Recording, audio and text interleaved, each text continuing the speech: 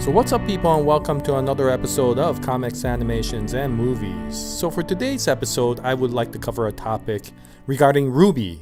Now, for those of you who don't know what RWBY is, it's a YouTube original animation series produced by Rooster Teeth, and I'll leave a link to the 4 original trailers that started the entire series back in 2013.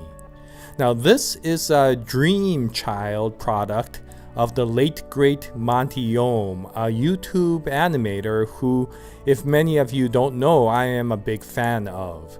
And he became very famous based upon 2 other animation series. One called Haloid, which pitted the Metroid character against the Halo characters, and another one called Dead Fantasy, which pitted the Dead or Alive characters against Final Fantasy characters. And for the people who became fans of those series, they know that Monty Oum is really good at creating fight choreography. And both of those video series were based upon just fight choreography. There was very little story behind it, but the fighting was so good that there became a cult following for his products. Now, this is his greatest product. He always wanted to make a product that he could call his very own. No characters borrowed from any other animation or games, and a story that he could call his own. And in 2013, with the help of Rooster Teeth, who produced the series, he created RWBY. And RWBY is kind of a fantasy action animation series that, of course, once again used the outstanding fight choreography that Monty Oum is famous for, but this time had a very interesting story associated with it. A very fantasy, kind of action-y sort of story. It's a little bit hard to say. If I was to say anything, this might be an animation equivalent of something you might see from Final Fantasy, because it does occur in something that might be considered a modern time, but in a fantasy-like setting. So for those of you unfamiliar with RWBY, I'm not going to go into a long introduction of this animation series, and what I would suggest is, since this entire series is available on YouTube in the Rooster Teeth channel, you should go and look at the 4 trailers that I linked to. And if you like them, then go take a look at the series. I think it's a good series. It's definitely worth a look anyway. In any case, what I wanted to do for today's episode was actually go over, the upcoming volume, which is volume 6, and what I'm hoping to see in the upcoming volume. Now, the reason I'm talking about this episode or this topic is because I recently saw a video by a YouTuber named Vexed Viewer, who I thought was a very good video. It talked about some of the problems that Volume 5 had, especially in the area of focus, that a lot of the focus was lost due to the introduction of too many characters and too many character arcs. And so the suggestion that he gave was to reduce the number of characters for Volume 6 and to avoid those choppy arcs that you saw in Volume 5, the Game of Thrones style of choppy arcs, and focus on one or the other arcs individually per episode, as RWBY was doing in the past. And I tend to agree with him for a lot of these things, although I don't completely agree with him with all the characters that he wanted to reduce. So that's why I wanted to make this video. And for anybody who is a viewer of RWBY, I would suggest to take a look at that video by Vexed Viewer. He does make some very good points, and I will leave a link in the description section for his video. Whether you agree with him or not, I think he does make some very logical arguments with regards to the recent volumes. Now, I'm not going to go over criticisms or how volumes should be written. Well, not too much, with the exception of one request. What I do want to talk about are the requests that what I would like to see in, again, Volume 6. So let's start by the very first request, which of course is Team RWBY. We finally get RWBY back. And I know the past few episodes were about the individual character development that had to go on when they all split apart. And since everybody's back together again, it's pretty obvious that I think the story will go on focusing on Team RWBY as the next volume, or the development, or the development of the team once more as the next volume. But since we saw so many breakups of arcs and losing of focus to some extent, I do just want to focus on some requests with regards to making sure that the good majority of Volume 6 will be focused on Team RWBY. Again, this is just my request. Whether it should be or shouldn't be is not a separate argument, and whether other people have different opinions, yeah, that's fine.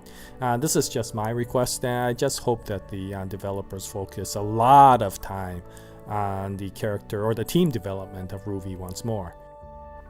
Now, with regards to the next request, before I go into the main topic of course, the story, which is Osmond versus Salem, or good versus bad, light versus evil, or grim versus humanity, what I would like to talk about more is focused around Weiss.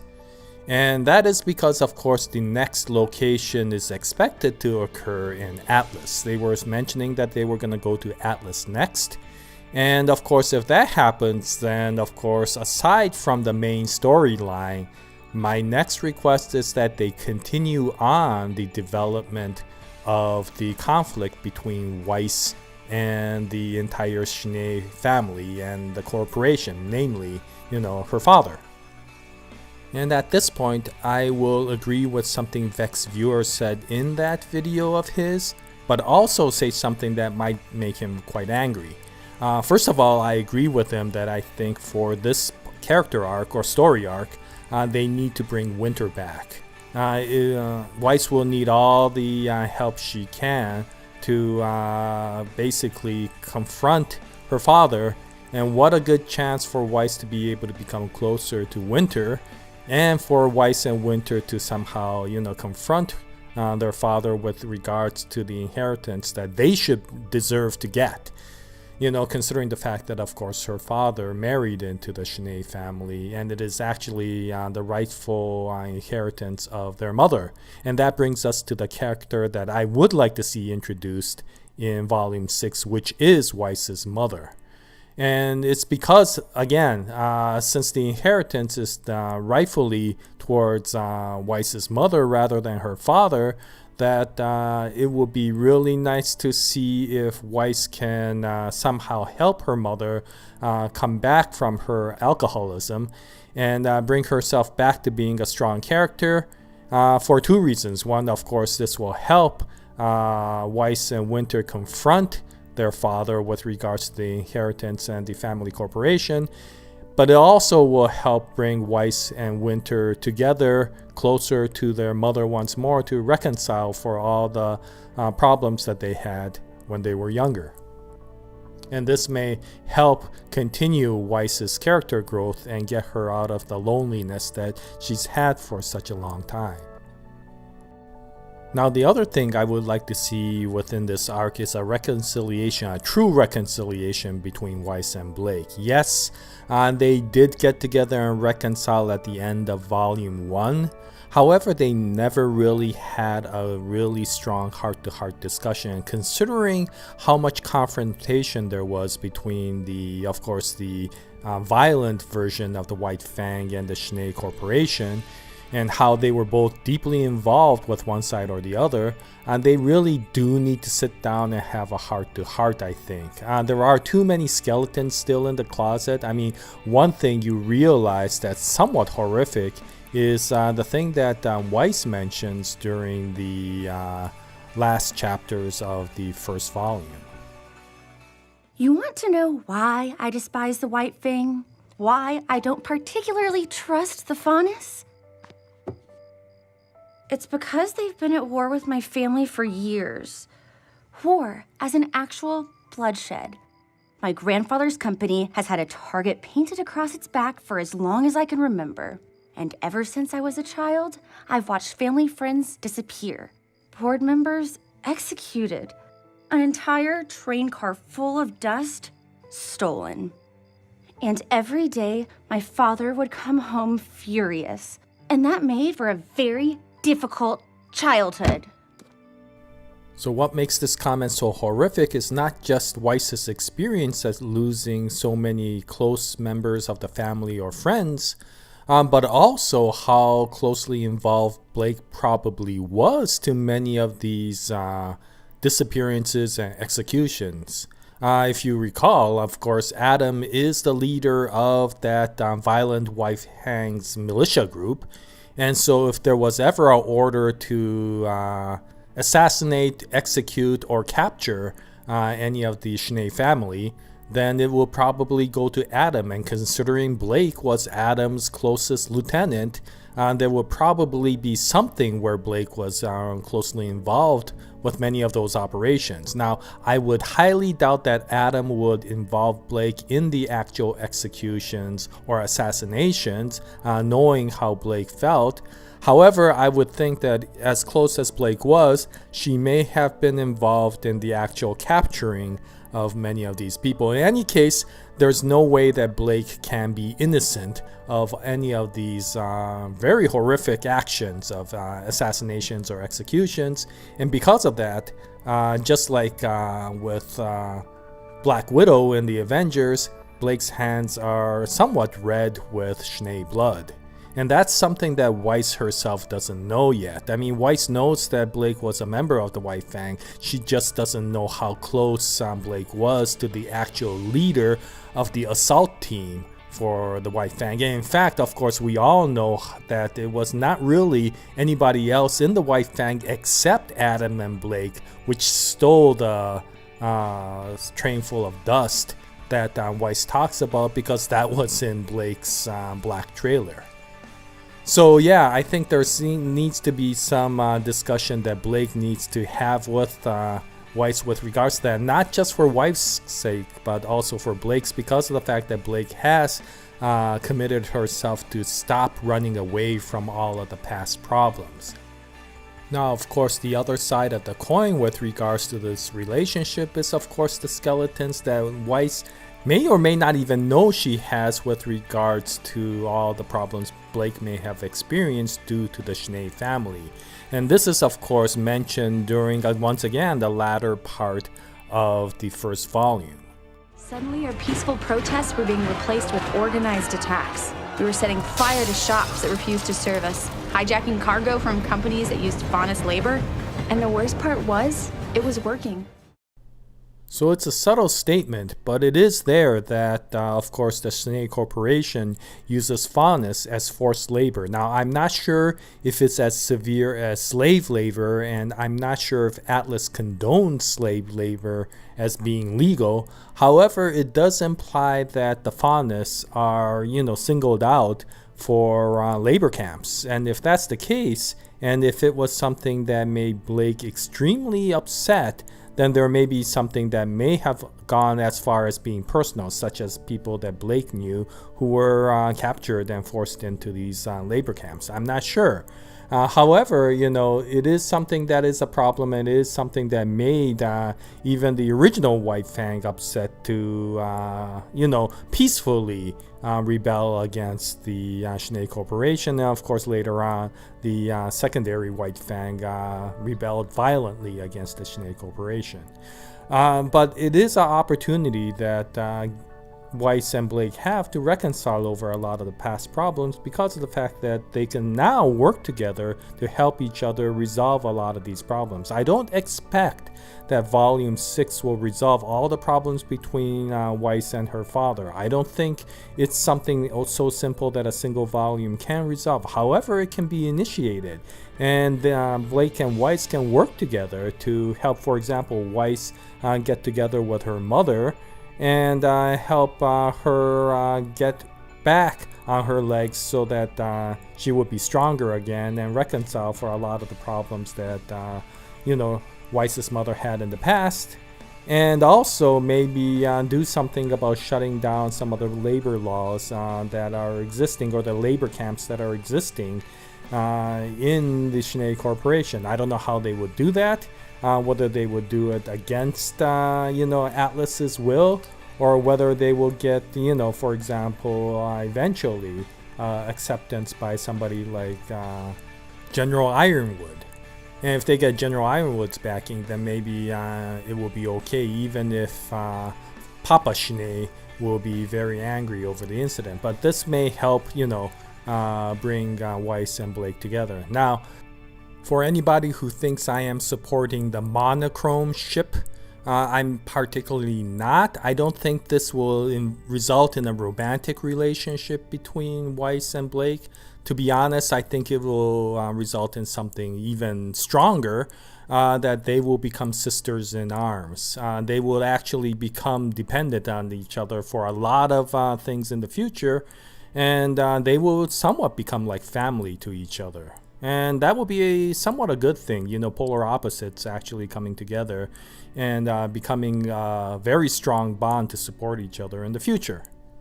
And of course, this may also upset a lot of Bumblebee shippers, because they're expecting Blake to spend a lot of time with Yang in Volume 6. And to be honest, from my perspective, I'm hoping that doesn't happen.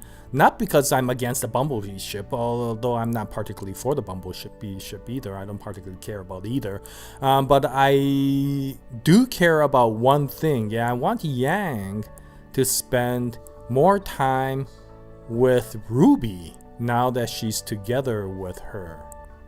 And the reason for that is, if you recall over these past volumes, Yang has had a lot of heart-to-heart with a lot of people. She's had a heart-to-heart with Blake. She's had a heart-to-heart with Weiss. She's had a heart-to-heart with her dad, which was a very good one. I really enjoyed that in Volume 4. She's even had a heart-to-heart with Blake and Weiss together, and with even somebody as distant as her mom. She's had a heart-to-heart with even Crow. And the one person she hasn't even had a long discussion with is RWBY. And I think it's about due time that Yang spends some time with RWBY. And I know a lot of people are angry at RWBY because of the fact that she somewhat, I guess, abandoned Weiss. Not Weiss, but Yang during a time when she may have needed RWBY. However, I don't think that's particularly the case because of the fact of what Yang said right before RWBY left. You could do whatever you want. I'm gonna lie here. Yang. Just leave me alone.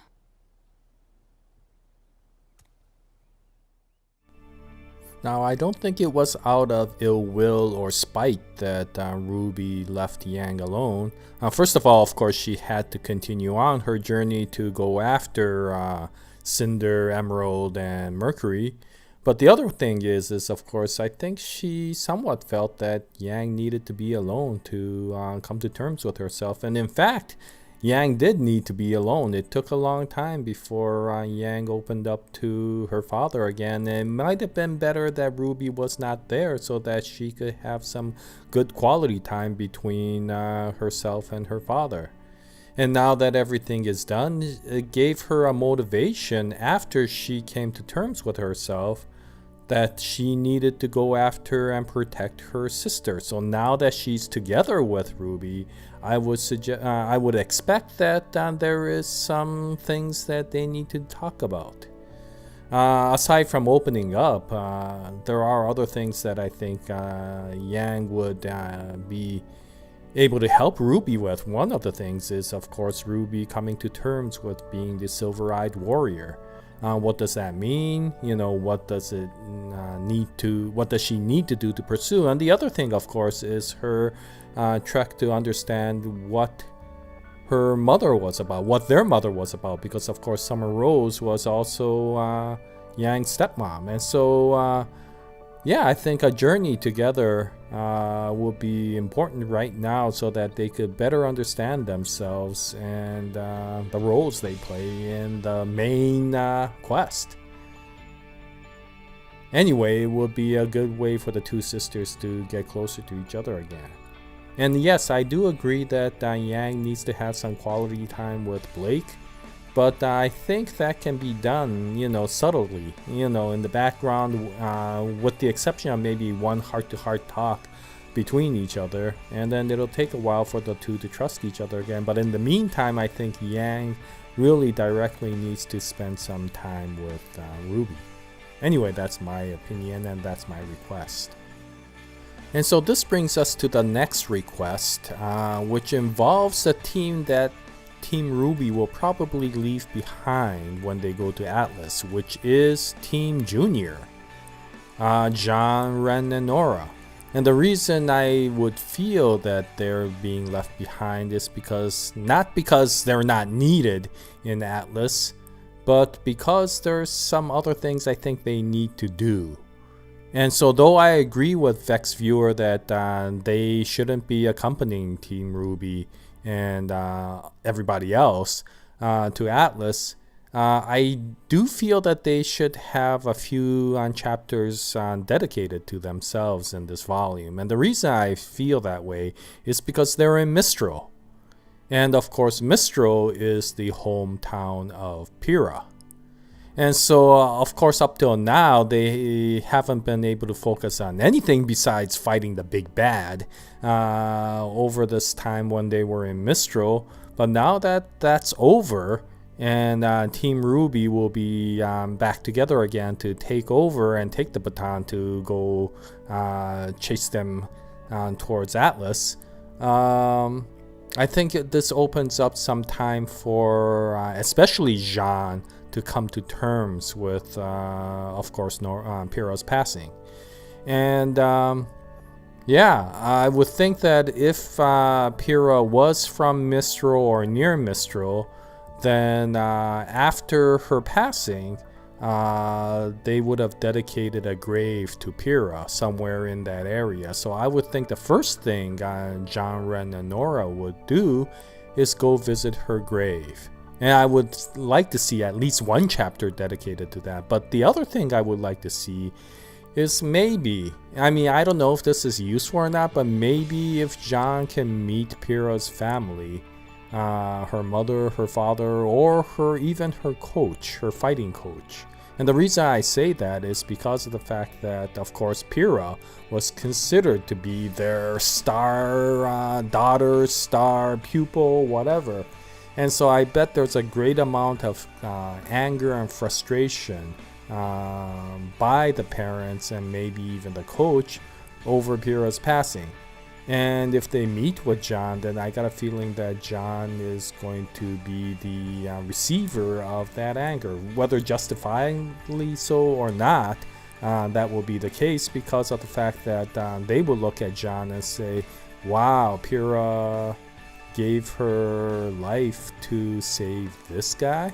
And the other thing I think is that, of course, John has been very much dedicated towards Pyrrha and continues to practice all of his weapon skills based upon Pyrrha's teachings. And so if for example, Pyrrha was taught by her dad, or if Pyrrha was taught by the coach, then there may be a request by John to continue the teaching so that he could become stronger. Now, I got a feeling that anger would make the coach or the father take it out on John, by basically saying, yeah, if you want to practice with me, then show me how good you are, and he would beat the crap out of John. That would be quite interesting. But considering the fact that John has his perseverance, which is probably his strongest point, aside from his good nature,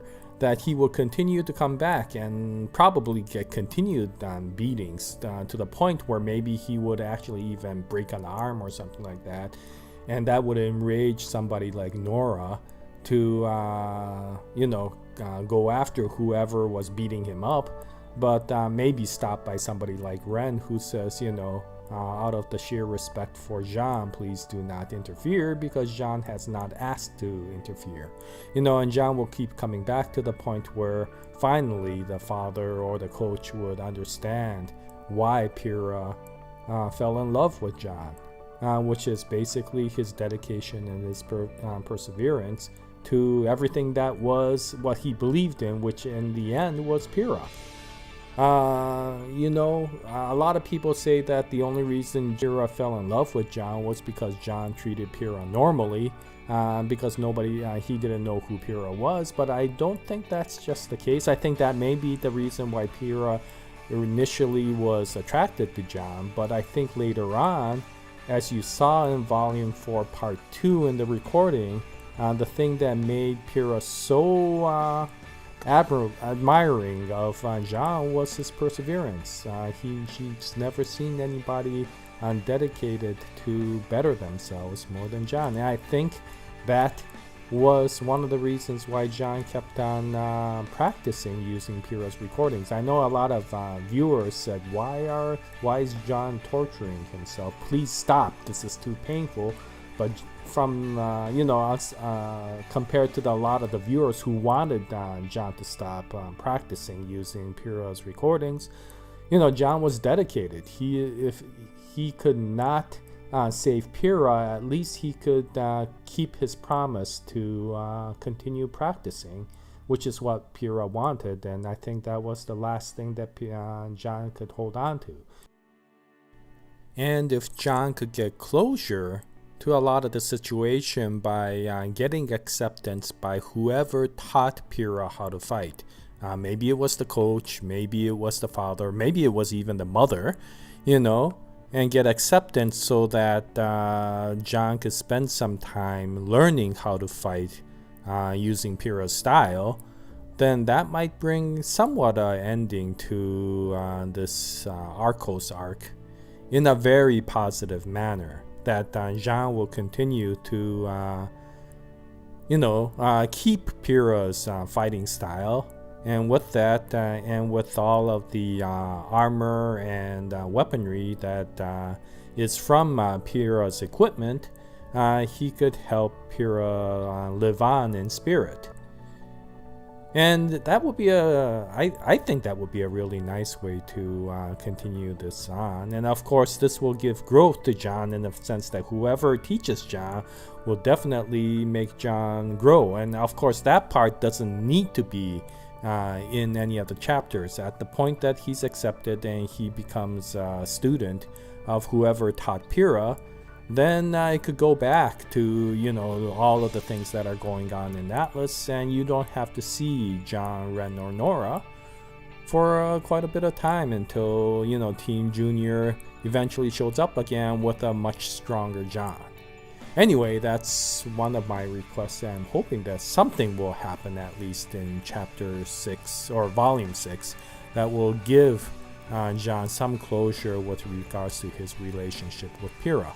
Not in an ending sort of way, but in a way that makes him feel a lot more comfortable with himself with regards to the relationship.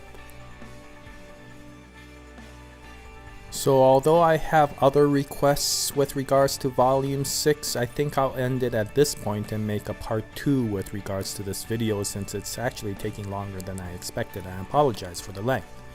Anyway, these are just, again, my personal requests. I don't expect it to really happen, and considering how accurate my predictions are, which are usually like the accuracy of 0, it probably won't happen this way, but it would be nice if somewhere in the future some of these things happen, and such that there will be character growth in Team Junior as well as Team RWBY.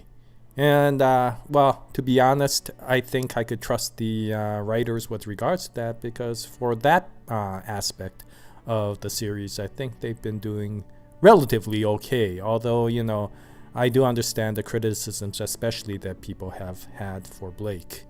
Okay, anyway, that's it for this video. If you have any comments, please post them in the comment section below. If you have your requests of what you expect to see in Volume 6, then I would like to hear about it as well. And once again, if you haven't watched RWBY in the past, then I would suggest that you go do so. And if you did, then yeah, let's look forward to Volume 6.